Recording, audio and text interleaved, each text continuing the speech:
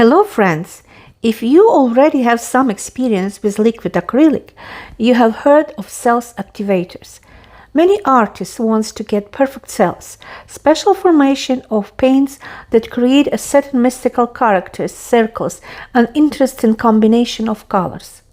Therefore, many artists are looking for the ideal activator in their opinion. Some artists sell their own additive blends.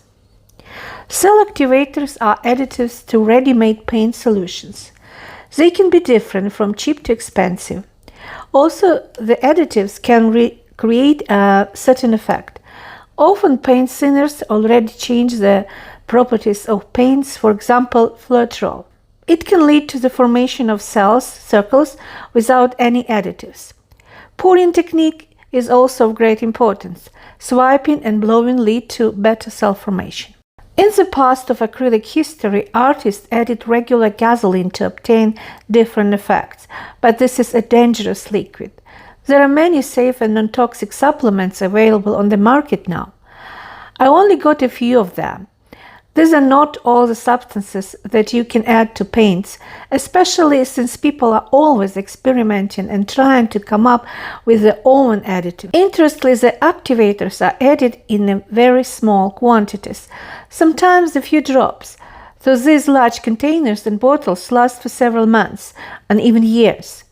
Therefore, try not to buy a lot of activators. In future videos, I will show what different effects are caused by additives. I want to show you the necessary set of cell activators, which are also not expensive. With experience, you can buy other additives. My discovery is that different paint solvents react differently with cell activators. Almost no one among the artists talks about this. Usually, a simple formula is proposed: paint, medium, and cell activator in some proportion. But the effect will be different depending on the reaction of the medium with the activator, and not just the paint. Very common cell activator is the isopropyl alcohol, a pure concentrate. Also, some artists use a 70% solution. Add a few drops of alcohol to the paint solution. When is alcohol good as well? It helps eliminate the formation of bubbles that can ruin the painting. But there is a strict rule. If you have added alcohol to your paints, you cannot use torch or heat, as this may cause a fire. Hair dryers and heat guns are often used when working with paints, especially for the cell formation. Most professional artists recommend not using alcohol if you are a beginner. Never forget about safety rules. Most activators are based on fats and oils, especially technical oils. Silicone oil is the most popular and safe cell activator. It is sold in the form of solution and spray. To obtain cells, add only 1-3 drops of silicone oil to the container, but the size of the cells will depend on mixing of the oil with paints. The more you stir, the smaller the cells will be. Silicone spray, which is used in automotive industry, is one of the cheapest and highest quality. One push into a paint container is enough.